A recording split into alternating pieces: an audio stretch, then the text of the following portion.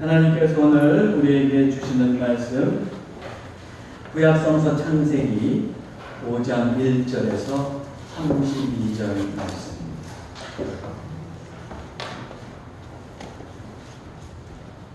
창세기 5장 1절에서 마지막 절까지 한 절씩 교독하겠습니다. 이것은 아담의 계보를 적은 책이니라. 하나님이 사람을 창조하실 때에 하나님의 모양대로 지으시되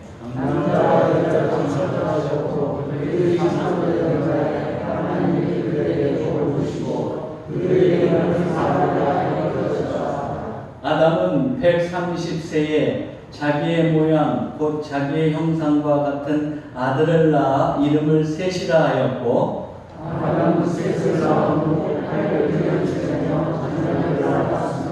그는 930세를 살고 죽었더라. 셋은 105세에 에노스를 낳았고 에노스를 낳은 후 807년을 지내며 자녀들을 낳았으며 그는 922세를 살고 자라다. 에노스는 90세에 게난을 낳았고 게난을 낳은 후 885년을 지내며 자녀들을 낳았으며 그는 905세를 살고 죽었더라. 마할알레를 낳은 후 840년을 지내며 자녀들을 낳았으며 마할알레는 65세에 야렛을 낳았고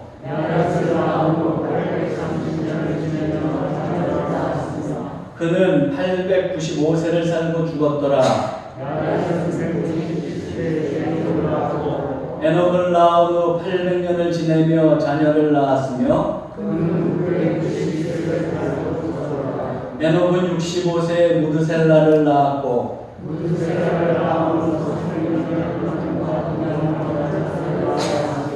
그는 365세를 살았더라.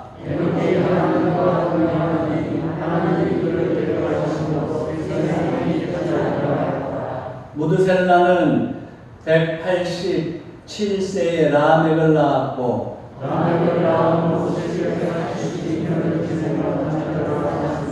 그는 969세를 살고 죽었더라.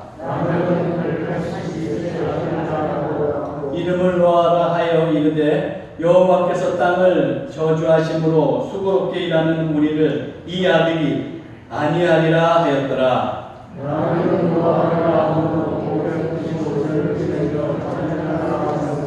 그는 777세를 살고 죽었더라. 노아는 500세 된 후에 셈과 함과 야벳을 낳았더라. 아멘. 할렐루야. 아멘. 한 주간 또 무더위에서 또 건강하게 하나님께서 지켜서 여러분들을 지켜주셔서 감사를 드립니다. 아멘. 제가 얼마 전에 한 유서 깊은 교회에 장로님으로 계신 우리 고등학교 선배님을 만났습니다. 근데 이제 그 선배님하고 이런저런 이야기를 하는데 그 교회는 이제 예전 중심의 교회라고 합니다. 그래서 예전 중심의 교회이기 때문에 그 목사님 설교가 주일에도 딱 15분이라는 거예요. 그래서 제가 그걸 돌아와서 우리 집사람한테 예전 중심의 교회인데 목사님 설교가 15분이랬다는 얘기를 했더니 아유 당신도 15분만 하면 교인들이 아주 즐겁게 아주 집중해서 들을 때문에 그렇게 얘기를 하더라고요. 그래서 제가 오늘 한번 실험삼아 정말 좀 짧게 하면 여러분들이 잘 들을까. 애초에 졸지 않고 잘 들을까. 갑자기 눈빛이 아주 초롱초롱해지시는 거예요. 그렇다고 15분만 한다는 건 아니겠습니다만 하여튼 저도 한번 추적해서 한번 해보려고 합니다. 창세기 5장 이제 우리가 오늘 5장의 말씀을 보게 되었는데 먼저 창세기 5장의 말씀을 간단하게 좀 대략적으로 말씀드리는데 처음에 보면 뭐라고 되어 있었냐면 바인이 여호와 앞에 이거 16절 잘못했네요. 잘못됐네요. 뭔가가 없어졌네요. 자 그러면은 제가 읽어드릴게요. 이것은 아담의 계보를 적은 책이니라. 여러분 성경을 한번 보세요. 1장 처음에 상반절에 이렇게 되어 있어요. 이것은 아담의 계보를 적은 책이니라. 창세기 5장은 이제 아담에서 그 아들 셋으로 그리고 셋에서 노아까지, 즉 아담에서 노아까지 그 홍수전 10세대에 대해서 지금 족보를 기록하고 있는 겁니다. 참고로 우리는 창세기 4장을 봤는데 4장에서는 그 가인의 후손들의 이렇게 계보가 좀 나온 적이 있었어요. 그것에 비해서 오늘은 아담과 셋 그리고 노아에 이르는 계보가 쭉 나오고 있습니다. 그리고 이제 그 창세기 또 11장에 가면은 그 노아의 후손 셈에서부터 아브라함의 아버지 데라까지 이르는 홍수 10세대에 대해서 그 족보가 좀 나오고 있는 것을 볼 수가 있습니다. 이제 3절부터 본격적으로 아담의 족보는 아주 규칙적인 틀로 이루어져 있는데 어떻게 되어 있냐면 아무개가 몇 살에 아들을 낳았다, 아무개를 낳았다, 장남을 낳은 거죠. 그리고 그 장남을 낳은 후에 몇 년을 살다가 몇 살에 죽었다. 이런 형식으로 쭉 3절에서부터 이렇게 그 10명에 이르는 그 사람들의 이름이 족보가 기록되어 있습니다. 여기에 나오는 아담과 그의 후손의 수명은 참 길었죠.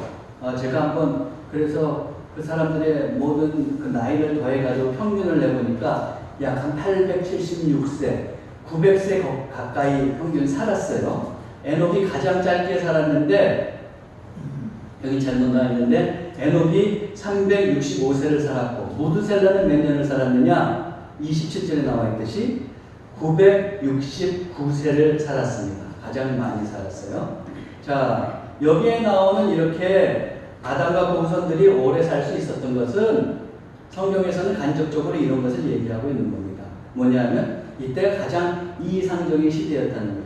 죄도 그렇게 관영하지 않았고 뿐만 아니라 그 하나님께서 창조하신 그 창조 세계가 훼손되지 않고 아주 환경적으로도 이상적인 조건이었다는 거죠. 그러나 이제 세상의 인간의 죄가 편만해지고 그것뿐만 아니라 또 환경적으로도 파괴되면서 어떻게 되느냐? 이제 인간의 수명이 단축되는 겁니다. 그래서 이대로 6장에 이르러서 보면은 사람의 수명이 120세로 내려갑니다. 6장 3절 보면 이렇게 되어 있어요. 여호와께서 이르시되 나의 영이 영원히 사람과 함께하지 아니하리라. 이미 이제 죄가 아주 깊어진 거예요. 그러면서 이는 그들이 육신이 됩니다.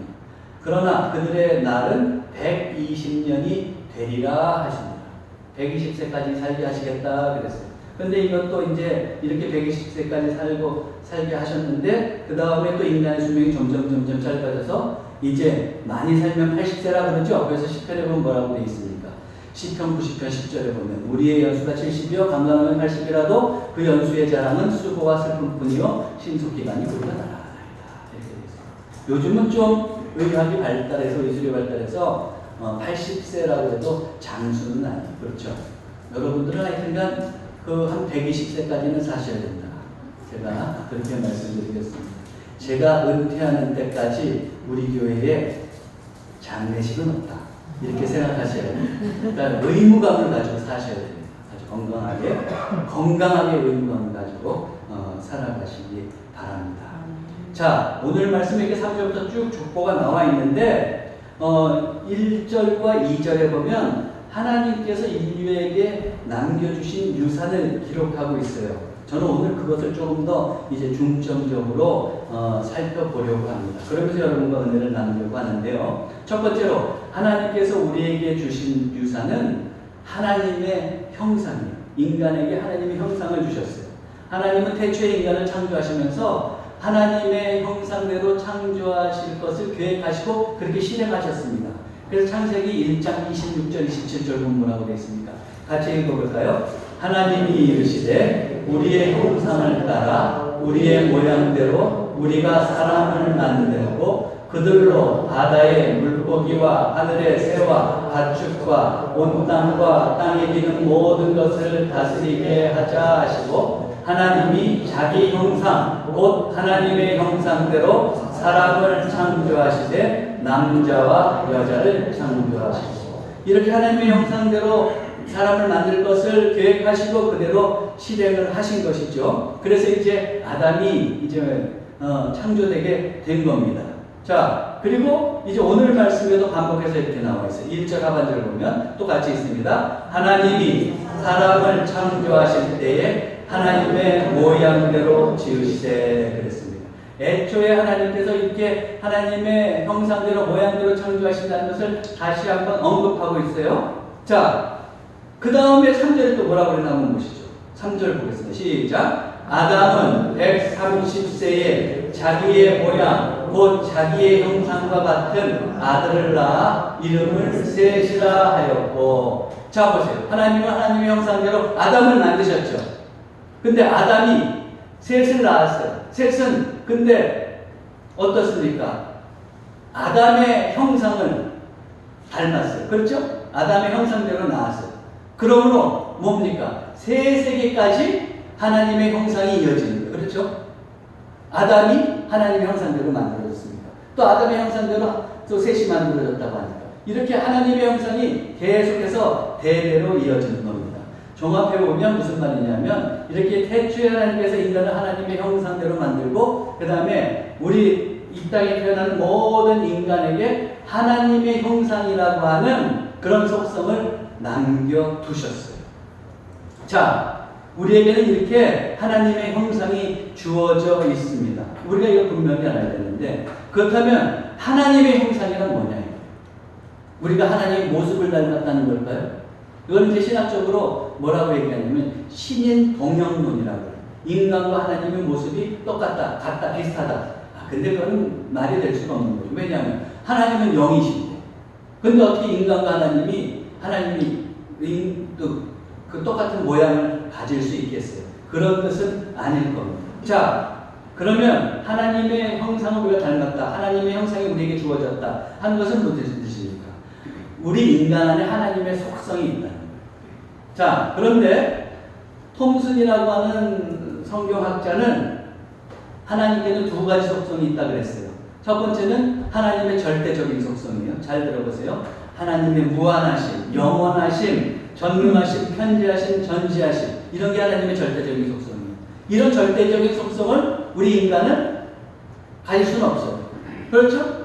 근데 이것과 더불어 두 번째로 하나님의 보편적인 속성이 있는데 보편적인 속성은 뭐냐면 하나님의 선하심, 거룩하심, 공정하심, 의로우심, 오래 참으심, 사랑하심, 이런 것들 바로 이런 것들은 우리 안에 있을 수 있죠.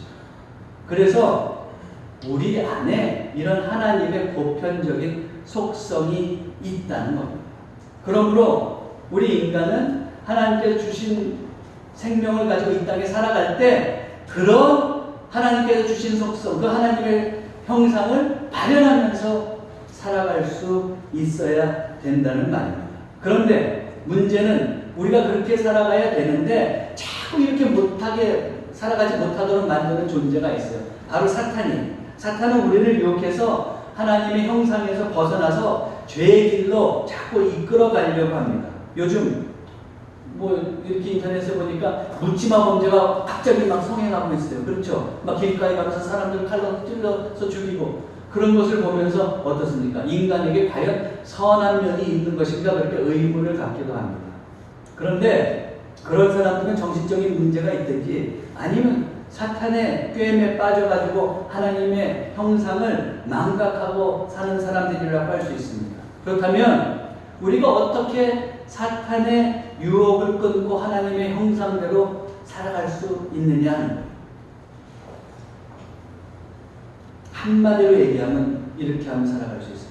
우리가 하나님의 인도하심을 받을 때 우리는 사탄을 이기고 하나님의 형상대로 살아갈 수 있는데 그렇게 하나님의 인도하심을 받기 위해서 우리는 늘 경건생활을 해야 돼요. 우리는 하나님과 비슷한 속성이 있다고 그랬어요. 그 속성이 하나님께도 있고 나에게도 있기 때문에 하나님과 교제할 수 있어요.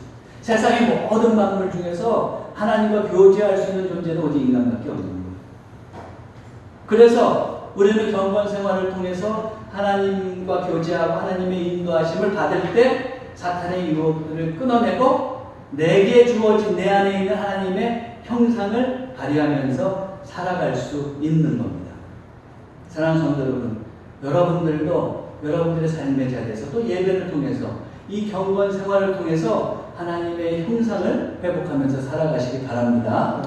감리교의 창시자 존 웨슬리는 그때 이제 영국 사회가 어떤 사회였냐면은 그가 살았던 영국 사회는 굉장히 부패한 사회였습니다. 많은 사람들이 그냥 노동자들도 희망이 없어요. 임금도 적게 받고 이러니까 맨날 술에 취해서 허락망상하게 살아가는 아동학대, 남녀차별, 노예제도, 빈부격차가 아주 심했습니다. 이런 사회에서 과연 그리스도인이 어떻게 살아야겠느냐? 그는 그리스도인이 또 하나님의 형상답게 행동하면서 살아야 된다. 그렇게 생각을 하고 홀리클럽을 만든 거예요. 그리고 이제 믿음의 사람들과 모여서 함께 예배하고 그러면서 뭐냐 하면 선행을 행하기 시작합니다. 그러면서 하나님의 말씀의 규칙대로 산다고 해서 메소디스트라고 하는 별명이 붙어요. 규칙주의자. 그래서 그것이 나중에 이제 감리교라고 하는 이름이 된 거죠. 자, 이렇게 웨슬리는 철저히 경건 생활을 통해서 하나님과 동행하면서 그 하나님의 형상대로 살려고 했어요.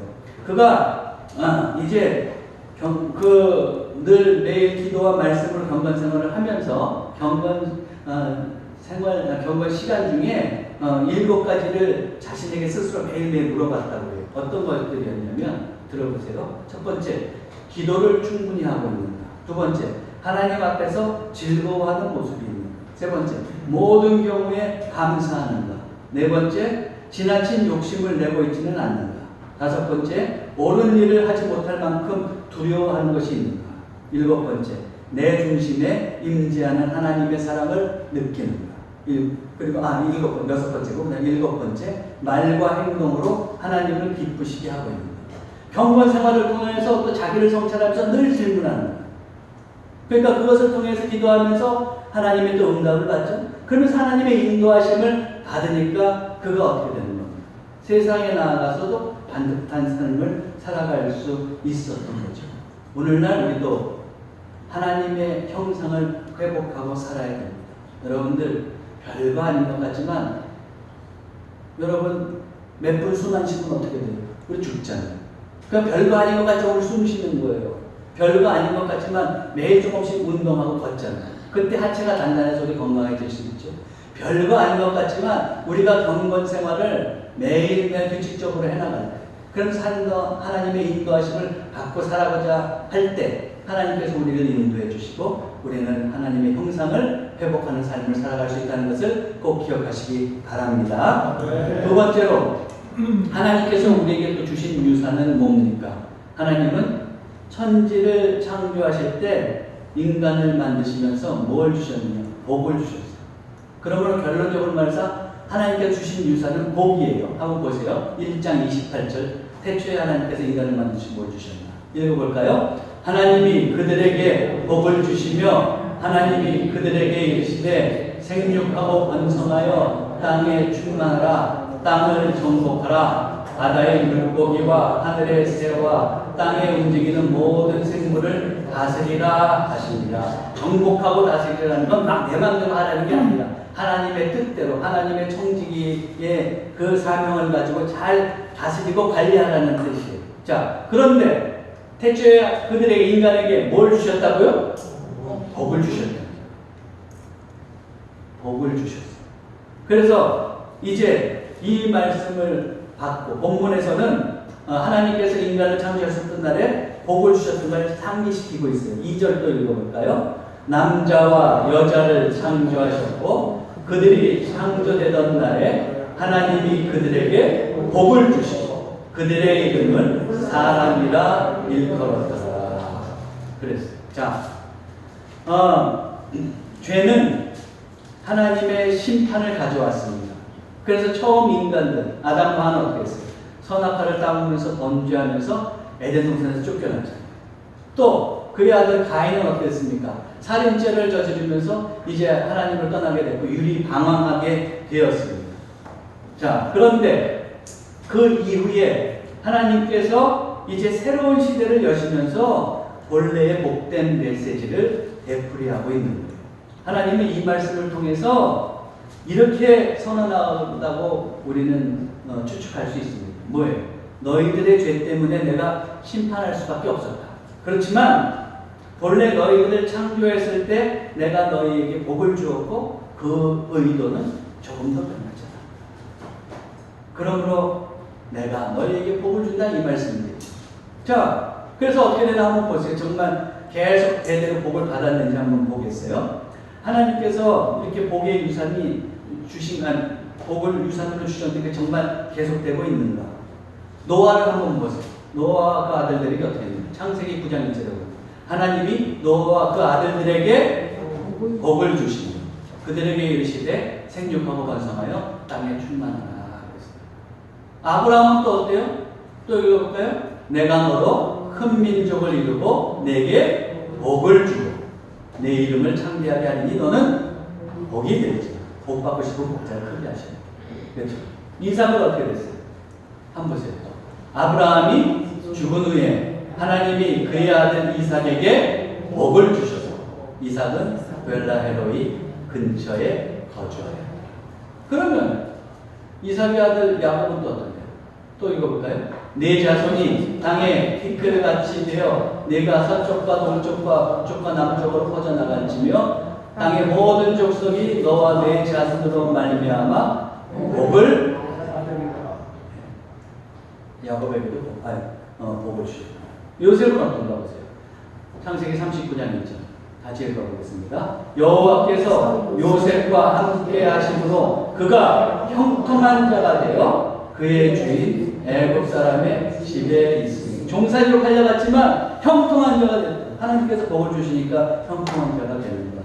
그래서 마지막까지 형통한 자가 될 수 있었던 겁니다. 이삭에서 보듯이 이렇게 인간에게 복이 계속해서 주어지는 겁니다. 그럼 우리가 알아야 될 것이 우리 믿는 사람에게도 하나님께서 복을 주셨다. 그걸 우리가 꼭 기억해야 돼요. 그런데 그리스도인들 중에서 자신이 복된 존재임을 망각하며 사는 사람이 있어요. 그래서 이렇게 얘기했지만 나는 사는데 왜 이렇게 재수가 없어? 그렇게 생각하는 사람이 있다고. 분명히 알아야 돼요. 우리는 하나님으로부터 복을 받은 존재예요. 사람은 자기 인식을 어떻게 하느냐가 굉장히 중요한 겁니다. 거기에 따라서 자기 운명이 바뀌어요. 하버드 대학교 심리학자인 하버드 대학교 심리학과 교수였던 로버트 로젠탈이라는 사람이 있어요. 이 사람이 샌프란시스코의 한 초등학교 교장인 레노 제이콥슨하고 하나의 프로젝트를 실행했어요. 프로젝트는 뭐냐면 유치원생부터 초등학교 5학년까지 18개의 학급의 학생들에게 인지능력 평가를 하고 그 중에서 20%의 학생을 뽑았어요. 그리고 담임교사에게 얘기한 겁니다. 이 아이들은 지적 잠재력이 굉장히 뛰어난 아이들입니다. 그러므로 지금 당장은 그 두각을 나타내지 않을지 모르지만 1년 후가 되면은 굉장히 두각을 나타낼 겁니다. 이렇게 얘기해 줬어요. 그리고 1년이 지났습니다. 실제로 어떻게 됐을까요? 그 20%의 아이들이 다른 아이들보다 두각을 나타냈어요. 뿐만 아니라 2년이 지났을 때 더더욱 성적이 올랐습니다. 근데 이 실험에는 함정이 있었어요. 이 실험을 했을 때 실제로 그 시험 결과에 따라서 상위 20%를 선정한 게 아니에요. 시험을 보고 나서 그냥 무작위로 성적이 좋은 아이들, 낮은 아이들 다 무작위로 그 중에서 그냥 무작위로 20%를 뽑아가지고 명단을 선생님한테 보여주면서 이렇게 합니다. 이 아이들 지적으로 인지 능력이 높은 애들입니다. 공부 잘할 거예요. 이렇게 얘기했더니 어떻게 됩니까? 그런 얘기를 선생님이 계속 해줬을 거 아니에요. 그런 이야기를 듣고 자란 그 아이들이 정말 성적이 좋아진 거예요. 자기를 어떻게 생각했을까요? 그 아이들은 나 머리가 좋은가 봐. 이렇게 생각했겠지. 자기를 그렇게 인식만 해도 달라집니다. 하나님께서 어떻게 했어요? 오늘 말씀해 보니까 생명의 말씀, 진리의 말씀해 보니까 우리에게 복을 주셨어요. 복을 주셨어요. 내가 그것을 믿고 또 하나님께서 내 안에 역사하시는데 내가 복된 존재가 안 될 수가 있겠습니까?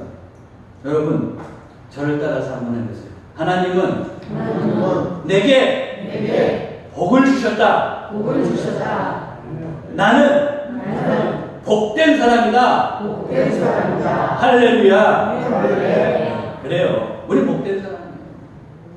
근데 살다가 보면 우리도 복된 사람이지만 어려운 일 겪을 수 있어요. 그렇지만 염려가 없는 거예요. 복 주시는 하나님께서 어떻게 해요?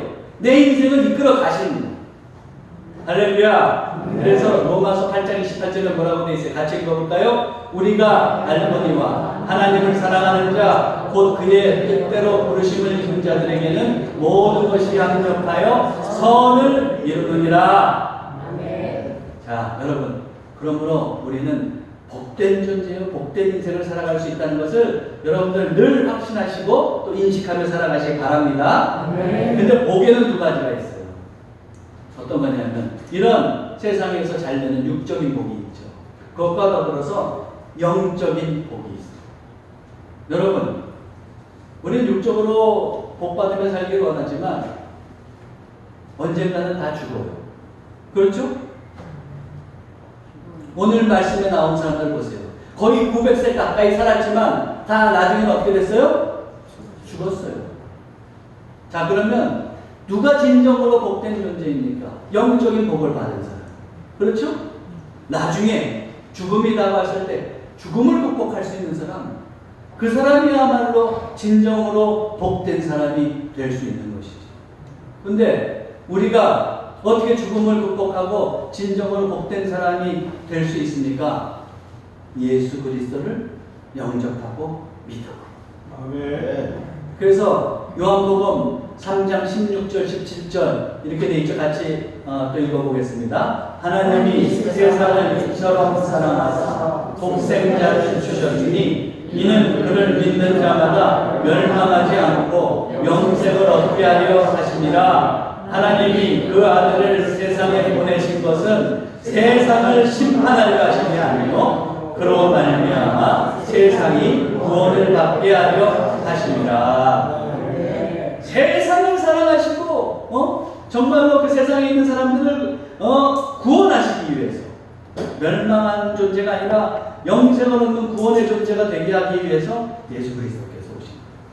우리는 예수 그리스도를 믿었죠? 그래서 우리는 영생이 주어진 사람이고 영적으로 복된 사람임을 기억하셔야 돼요. 근데 하나님은 우리만 영적으로 복된 사람이 되기를 원치 않으세요. 오늘도 보세요. 하나님이 세상을 나를 위해 아니라 나를 위해 아니라 세상을 세상에 다른 사람들도 그런 복된 존재가 되기를 원해요. 그러면 내가 이미 영적인 복을 받았으면 어떻게 해야 돼요? 우리가 세상에 나가서 복음을 또한 전할 줄 영적인 복을 받은 사람으로서 여러분 또 세상에 나가서도 복음을 감대히 전할 수 있는 삶이 되시기 바랍니다. 자, 말씀을 정리하겠습니다. 성경을 보면 하나님께서 죽음을 통하지 않고 데려가신 사람이 두 사람이 있어요. 그 두 사람이 뭐냐면 엘리야 그리고 에녹이 오늘 말씀에 나옵니다. 에녹. 자, 오늘 에녹을 한번 보세요. 그는 하나님의 유산을 잘 간직하면서 살 사람이에요. 21절에서 24절 같이 읽어볼까요? 에녹은 65세에 무드셀라를 낳았고 무드셀라를 낳은 후 300년을 하나님과 동행하며 자녀들을 낳았으며 그는 365세를 살았더라. 에녹이 하나님과 동행하더니 하나님이 그를 데려가심으로 세상에 있지 아니하였더라. 자, 보세요. 에녹은 하나님의 형상대로 산 사람이에요. 여기서 보면 두 번이나 반복되고 있는데 그가 하나님과 동행했다. 하나님과 동행했다는 건 뭐예요? 하나님과 함께 교제하며 살았고 거기서 또 하나님의 인도하심을 따라 하나님의 뜻대로 살았다는 거 아니에요. 하나님의 형상을 발현하며 살았다는 걸 우리가 알 수가 있어요. 그것뿐만 아니라 그는 어떻습니까? 죽음을 맞이한 하나님의 데려가심을 이제 경험한 사람, 죽음을 초월해서 하나님께로 간 사람이에요. 그렇죠? 이런 영적인 복을 받은 사람이에요. 우리도 이 에녹과 같이 하나님의 형상을 회복하고 또 영적인 복을 받고 그것뿐만 아니라 세상에 살아갈 때 하나님의 인도하심을 받으면서 복된 존재가 되어야 되지 않겠습니까? 이미 하나님에게 우리에게 주어진 유산이 있음을 꼭 기억하시고 하나님의 형상을 발휘하시고 또 복된 인생을 살아가시기를 주님의 이름으로 축원합니다. 기도하겠습니다. 사랑의 하나님, 태초에 인간에게 주셨던 유산을 지금도 우리에게 주시니 참으로 감사드립니다. 하나님의 형상대로 창조된 존재로서 저희들이 정말로 하나님의 형상대로의 삶을 살아갈 수 있도록 인도해 주옵소서.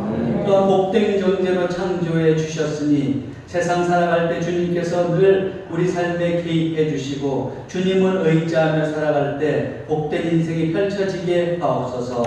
더불어서 영적인 복을 충만하게 누릴 수 있도록 우리의 믿음이 변치 않도록 인도해 주옵소서. 우리 주 예수 그리스도의 이름으로 기도하옵나이다. 아멘.